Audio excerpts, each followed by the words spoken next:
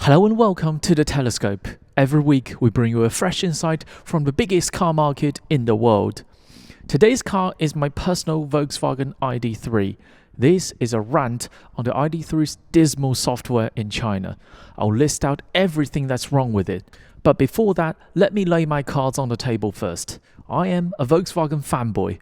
I wouldn't have bought the car and painted it in this color if I'm not a Volkswagen supporter. This livery is based on the initial launch livery of the Polo RWRC in May 2011. It is brilliantly packaged on the MEB platform, the design is fresh, I have a home charger so I don't need that much range. I heard some complaints about the software, but I thought it has wireless CarPlay. Even if it's as bad as some people suggest, which I don't believe at the time, I can just live on CarPlay. How frustrating could it be? I'll definitely come on to that in great detail, but the biggest purchasing factor for me was, it's a Volkswagen. I mean, for people who get it, that's everything you need to know. An ID.3 review could be as short as, it's a true electric Volkswagen. Just like that. For people who don't understand, I'll briefly explain. It means a solid, practical, everyday car with a certain level of quality in everything it does. Think of it as a Porsche on a really tight budget with mediocre performance. Everything that doesn't cost extra, Volkswagen will always do a decent job. Of course, it has a four-way adjustable steering wheel. Of course, it has a normal indicator sound. Of course, it has a rear wiper with decent rear visibility. It may not have a rotating screen, but the turning radius is outrageously small. Of course it does those things. It's a Volkswagen. Enough of the brand. Let's talk about the ID.3 in particular. Let's start on the hardware. If you're just here for the rant on software, then you can jump to that respective timestamp. But I think you will understand my frustration even deeper if you can get how happy I am with the hardware. There are more than enough reviews of the ID.3 on YouTube, so I'll keep the hardware part as short as possible. Firstly, packaging. This car provides more space than the Tesla Model 3 in a body that's half a meter shorter. Dynamically, it's so well judged. It's not fast. 0 to 100 kph acceleration in this car is roughly around 8 seconds, but it is so comfortable and so refined. If you think this is just an electric Golf, well, in terms of ride and comfort, it is on a significantly higher level compared to the petrol-powered Golf. The extra ride comfort plus with the quietness, refinement, and responsiveness that inherently came from the electric motor combined, overall, if you're looking for comfort and in an everyday car, the ID.3 is fantastic. Another point I think shows how well set up this ID.3 is, I've given this car to a number of people whom opinions I respect. And a consistent feedback I get from them is that while they know this is not a fast car or a performance car, they can all drive very aggressively in the ID.3 almost from the get-go. Because all of the dynamic attributes, the steering, the throttle pedal, the brake pedal calibration, they are all very predictable and very well done, to the point that it's very easy to build up confidence in this car. This might be a difficult concept to understand, but this is a very capable, trustworthy, predictable, slow car. An added bonus is that the ID.3 is rear-wheel drive. And if you select a sport mode in the powertrain and on a rainy day like today and on some limited grip surfaces, you can really feel the rear tries to move around. Of course, being a Volkswagen, the electronic programs will always keep the car well under control, but you will never get this kind of rear-wheel drive fun on a front-wheel drive petrol-powered Golf. One additional thing I think is underappreciated is how honest Volkswagen is with the air conditioning system. A lot of electric vehicles, partially to achieve a better energy consumption, will kind of cheat on the air conditioning. This is the warmest 23-degree air conditioning you will have in any electric vehicle. I won't name names, but in a previous model reviewed on the telescope, I need to select 26 degrees Celsius to not feel cold. Volkswagen has an eco mode for the air conditioning system as well, but if you select comfort, you will guaranteed to have the warmest 23 degrees Celsius in any electric vehicle, even if their system set to comfort as well.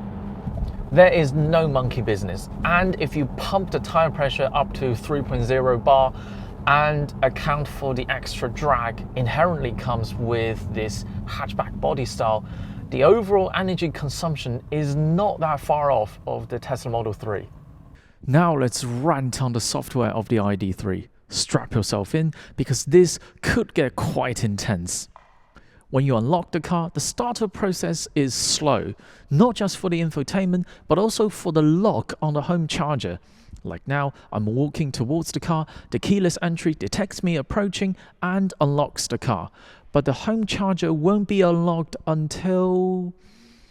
wait for it. Now. Initially, I thought something was wrong, and later on I found out that nothing was wrong. It's just slow. Drive modes. I configured an individual drive mode, but whenever I start up the car, it will always default back to a different mode with no regen. The Sport powertrain mode I selected has a little bit of regen. I thought that's just how the car works. It will always default back to a normal mode whenever it starts. While that's not ideal, but I can live with that. So I was particularly surprised when I pressed the drive mode selector and found out the car displayed it was already in the individual mode. Well, it just isn't. Look, the car is coasting without any regen. If I press the individual mode again, now the regen kicks in. So the screen was lying. It shows I was in individual mode and it wasn't. And I need to deal with this small lie every time I start up the car. Next is charging mode. As with any electric cars, you can configure how you want to charge it. I always set it to charge until 6 AM every day, because this way the car usually starts charging at 3 to 4 AM. That's when the grid has excessive capacity.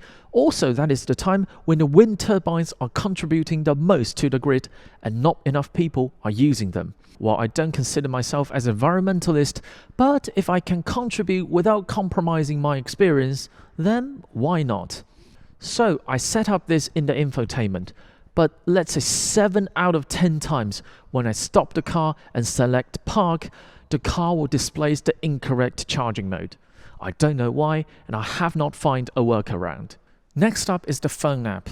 The phone app of all SAIC produced Volkswagen cars in China looks like this. It actually only has one major function: to remotely turn on air conditioning. And that is the most frequently used function, to be honest. It works, but it is very slow. To put you into context, let's do a mini comparison of the phone app of these two cars. On my left is the Leapmotor T03, the car that featured in the very first review of the telescope. On my right is the Volkswagen ID.3. The T03 currently is half the price of the ID.3, okay? $13,000 versus $26,000. And here we have two phones that controls each car's app. What I'm going to do is turn on the air conditioning of both cars simultaneously.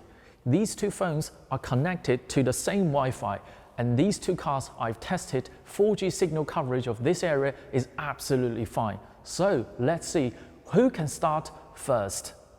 Now both cars have been locked for more than 30 minutes. This is going to be one continuous shot.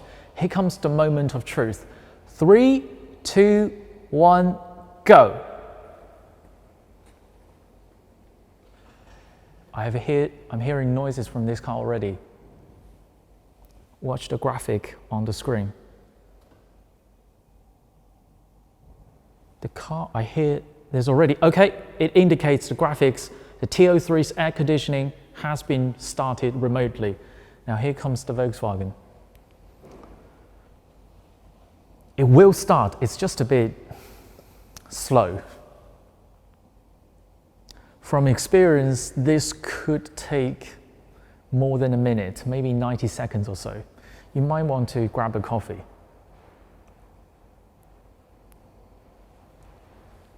Normally the car should wake up before the app. So let's hear for the noise.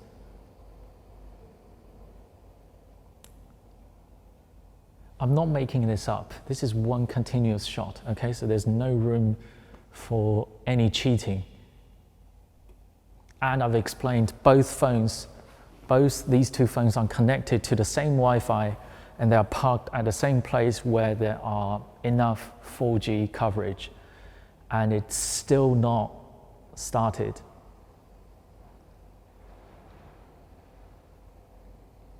This is how this is going to affect you in real life. If you start the air conditioning, oh, it's on, okay? You see air conditioning successfully started. The post-production guy, please put the time difference on the screen. So the half-price Leap motor, a brand you've never heard about, beats Volkswagen on air conditioning remote control. And that should never happen. We're not done with the phone app comparison. On the Leap motor, you can lock and unlock the car remotely. You can manually preheat the battery, which in cold climate can cut your charging time in winter by half an hour. You can also see the real-time position of the car. You might say that Volkswagen can do that as well. Well, just look at my phone. This app thinks my car is here. And look at the date and time. That's August the 28th last year. That is the day I took delivery of the car. If I press refresh my location, it just won't do it. Now let's talk about the confusing UI UX on this system. Wow, where do we start with this?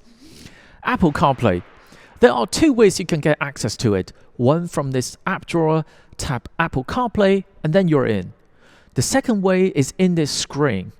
Tap here. You might think these two must be the same, right? Well, not quite.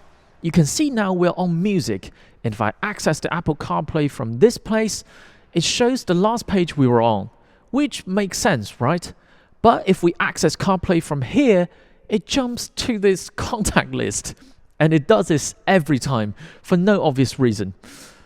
I just don't get it. I mentioned before that this car's lane keep function is surprisingly capable, but there's always something you want to configure, to see what you can adjust, to turn off some annoying functions. So I was shocked the first time I entered the setting page for the assisted driving. Actually, let's pause here. And please imagine how you think it might look like. I guarantee you it is not going to be anything remotely close to your imagination. Okay, it looks like this. What the hell is that? How do I know how to use this? Well, let me tell you, if you tap the car in front, that is the adaptive cruise control. If you click the lane marking, it is for lane keep. You didn't know that's clickable, right? I didn't know that initially as well. If you click on the speed limit sign, it's the road sign recognition function. Now, have a guess on what does this coffee sign by the side of the road does. It's the driver monitoring system. I mean, how the hell did they come up with this? Now, before you laugh out loud on this, let me explain that through the long and adventurous ownership experience with the ID.3, I gradually understood how did they end up on this crazy setup. They think if we display a list of text items like this, people who don't know that what ACC and lane keep is might not know what it can do. And this is a more visual way to present all the functions in one place. I bet someone at Wolfsburg or in CARIAD, if they're watching this video, is nodding their heads like, yes, that's exactly what we thought. Volkswagen is the biggest car company in the world. Every decision is carefully considered by multiple layers of management, committees, and people who are highly qualified, on paper at least. So they must think these all make sense. Amazing, right? You might say, if there are so many problems with your car, why don't you update the software? Because in Europe, Volkswagen has regularly pushed out over-the-air updates, and in the US, they have provided dealership upgrades as well. Well, none of that has ever happened in China. I don't know what Volkswagen China or CARIAD China is up to. I have received no notification whatsoever from the car, the app, or the dealership. If you watched the video to this point and you're not a Volkswagen ID owner in China, you probably think my car is a particularly botched example, so that everything could go wrong, did go wrong. But actually, I'm a very lucky owner. Last year, a group of frustrated Volkswagen ID series owners in China published an open letter listing out all the problems they have faced. I must say their problems are much more serious, like constant black screens during driving. I also encountered black screen as well, but only once or twice. And on those occasions, the system quickly rebooted, so I'm lucky in that sense. There were rumors that Volkswagen China rolled out a bug fix version, and this January, just before the Chinese New Year, owners started to get notifications that they can visit a dealership to get their software updated. Okay, firstly, now it's 2023, not 2015, and Volkswagen is still asking owners to visit dealership to update their software. Shows how behind they are. Even Leapmotor has pushed out over-the-air updates to the T03. Secondly, this update takes 2 days. I'll repeat that, 2 days. So in 2023, I need to visit the dealership for 2 days to update the company's latest electric vehicles, which, by the way, is fully capable of over-the-air updates. I heard that every dealership has more than 100 cars in waiting line. Thirdly, I have not been notified to this day. So, don't blame me for not updating the software. Volkswagen never provided, at least never notified me. My ID.3 actually has a lot more problems than what's being shown in the video, because on the day of the filming, the car, for whatever reason, performed very well. The following problems never appeared, no matter how many times we tried. First is gear selection. When I select drive for the first time, 1 out of 3 times it will pop back into park for no reason. And the wireless CarPlay reliability is awful, to the point that I regularly use wired connection to use the Apple CarPlay. But they never appeared, so you can choose not to believe me. I spent this much time and passion on the software of the ID.3 is because hardware-wise, I think it is a brilliant car. It looks modern, drives better than a lot of much more expensive EVs, huge interior space for its size. This is a true Volkswagen in every way except the software. I always think that Herbert Diess, the former Volkswagen Group CEO, is a very visionary leader. He saw very early on that the future of mobility is electrified and software-driven. So, setting up an in-house software arm, the CARIAD, that is the group of people responsible for this Dismal software system, is still absolutely the correct decision. A friend of mine last year asked me about my ID.3 ownership experience, and I pretty much did the whole software run to him. He then asked, "Is it enough for you to sell the car?" I paused for a while and said, "No, because the hardware is that good. I can, as much as I don't want to, live with all the software deficiencies.